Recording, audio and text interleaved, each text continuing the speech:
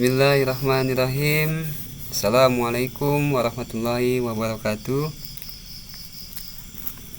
Pagi anak-anak yang dimuliakan oleh Allah Subhanahu wa taala. Di kesempatan hari yang berbahagia ini kita akan membahas tentang pembelajaran agama Islam yang kita ambil dari Quran dan hadis, yakni dalam tema derajat orang yang berilmu.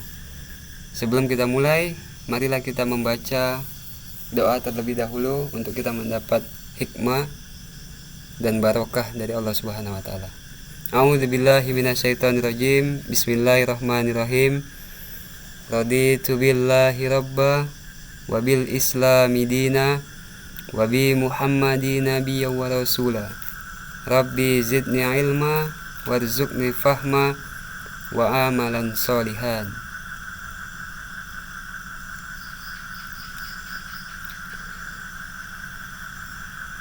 Murid-murid Bapak yang dimuliakan oleh Allah Subhanahu wa taala, di kesempatan pagi hari ini kita akan membahas pembelajaran kita tentang Quran hadis, yakni dalam tema derajat orang yang berilmu. Derajat orang yang berilmu yang kita pahami dalam makna adalah mengangkat, diangkat sesuatu kaidah kejiwaan seseorang oleh Allah Subhanahu wa taala atas landasan ilmu yang dia miliki. Nah, kemudian adalah di sini adalah tahap perenungan. Di sini ada gambar, di mana adalah salah satunya menjelaskan kepada kita mengenai skema orang yang berilmu pasti Allah akan angkat derajatnya. Yang pertama adalah orang sholat.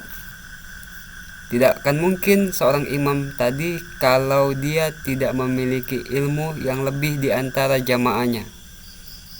Kalaupun tidak setara, tapi dia juga harus lebih. Kenapa? Dia adalah sesosok pemimpin. Yang pertama, dia harus banyak hafalan Al-Qur'annya. Dan yang kedua adalah orang yang sedang menunggangi kuda.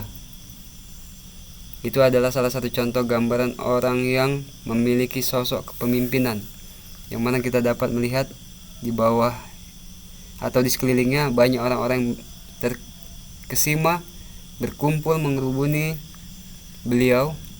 Karena apa? Karena dia adalah sesosok pemimpin yang kearifannya yang sangat mereka dambakan. Dan yang ketiga, ilustrasinya adalah tentang alam jagat raya yang menjelaskan tentang ilmu pengetahuan tentang planet seperti matahari, bumi, bulan, bintang, dan lain sebagainya. Nah, pada pembahasan kita hari ini adalah tentang kompetisi dasarnya, yakni tentang menjelaskan keutamaan ilmu dalam pandangan Al-Quran dan hadis. Nah, Al-Quran dan hadis bukan hanya mengajarkan agama, tetapi juga memerintahkan kita untuk menuntut ilmu. Kemudian menjelaskan ciri-ciri derajat orang yang berilmu. Nah, orang yang berilmu juga memiliki derajat yang harus kita pahami ciri-cirinya itu sebagaimana. Kemudian menelaah dalil Al-Quran dan hadis tentang menuntut ilmu. Arti kata menuntut ilmu tadi bukan hal yang kita anggap biasa, kita anggap sepele, tetapi dengan menuntut ilmu juga telah termaktub di dalam Al-Quran dan hadis. Nanti kedepannya akan kita sampaikan apa yang termaktub di dalam Al-Quran dan hadis. Nah, ini dia. Dengan sosok ilmu pengetahuan, maka orang yang mempelajarinya akan Allah angkat derajatnya. Allah berfirman di dalam Al-Quran surah Mujadilah ayat ke-11. A'udzubillahi minasyaitonirrajim. Ya ayyuhalladzina amanu idza qila lakum tafafsahu fil majalis fafsahu yafsahillahu lakum Wa idza qilan suzu fansuzu yarfa'illahu alladhina amanu minkum walladzina utul ilma darajat wallahu bima ta'malunal khabir. Yang artinya, hai orang-orang yang beriman, yang Allah panggil orang-orang yang beriman, apabila dikatakan kepadamu, berlapang-lapanglah dalam majelis, maka lapangkanlah, niscaya Allah akan memberi kelapangan untukmu. Dan apabila dikatakan berdirilah kamu, maka berdirilah, niscaya Allah akan meninggikan orang-orang yang beriman di antaramu dan orang-orang yang diberi ilmu pengetahuan beberapa derajat. Allah Maha mengetahui apa yang kamu kerjakan.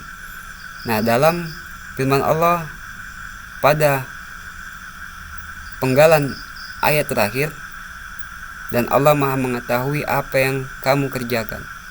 Nah, di sini kita bisa ambil kesimpulan.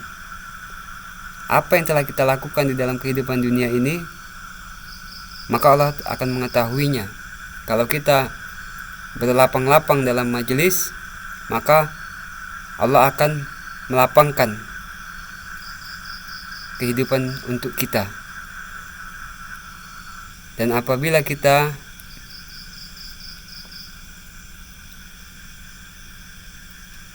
menjalankan perintah Allah Subhanahu wa taala, baik di dalam majelis ataupun dalam kehidupan keseharian kita,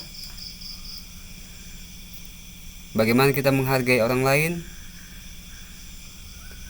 bagaimana kita mengindahkan adab kita terhadap orang lain, maka Allah akan sebaliknya mengindahkan kehidupan itu untuk kita, baik dunia maupun di akhirat.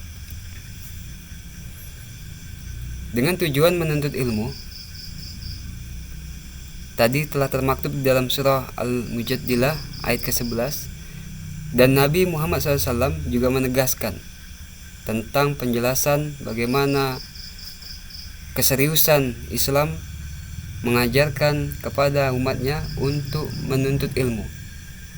Di dalam hadis yang diriwayatkan oleh Sahih Muslim, nomor hadis 2699, man salakat tariqan yaltamisu fihi ilman sahalallahu lahu bihi tariqan ilal jannah. Barang siapa yang meniti suatu jalan untuk mencari ilmu, maka Allah memudahkan untuknya jalan menuju surga. Nah, artinya apa? Barang siapa yang walaupun dia kesusahan, begitu merasakan kepedihan, capek, lelah, letih untuk mencari ilmu,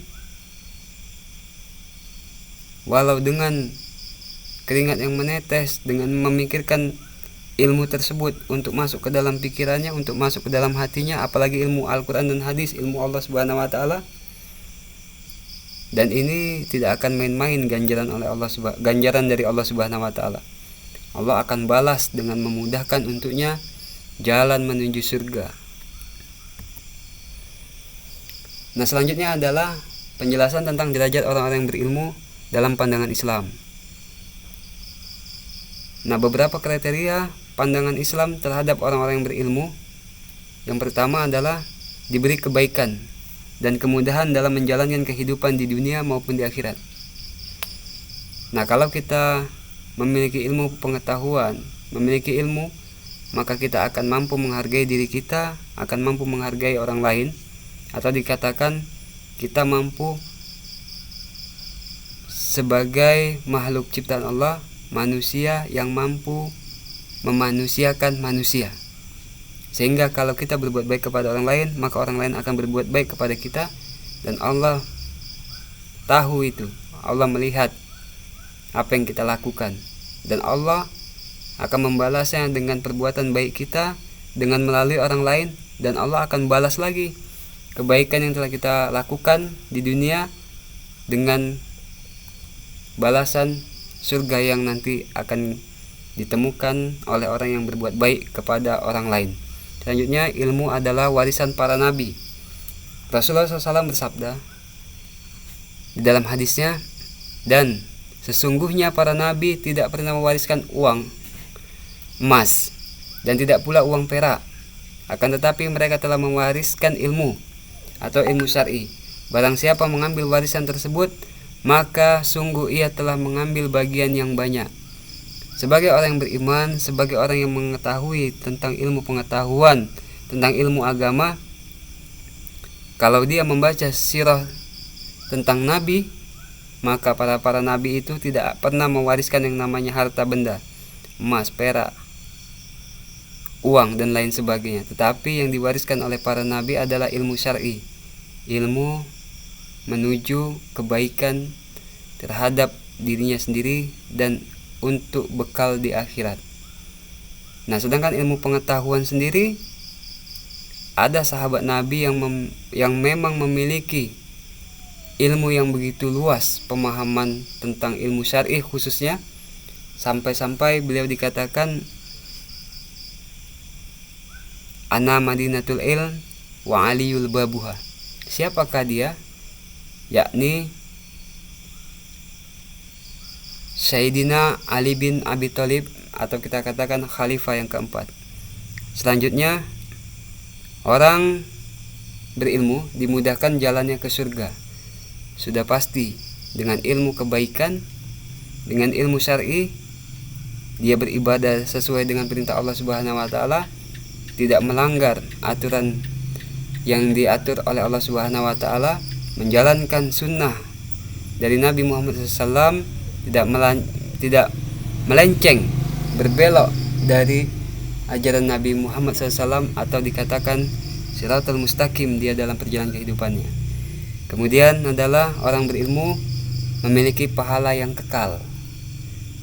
Orang yang berilmu, dia akan mendapatkan pahala yang kekal. Maknanya adalah wawasan yang dia dapat dari ilmu yang dia pelajari akan menuntunnya di dalam kehidupan kebahagiaan di dunia.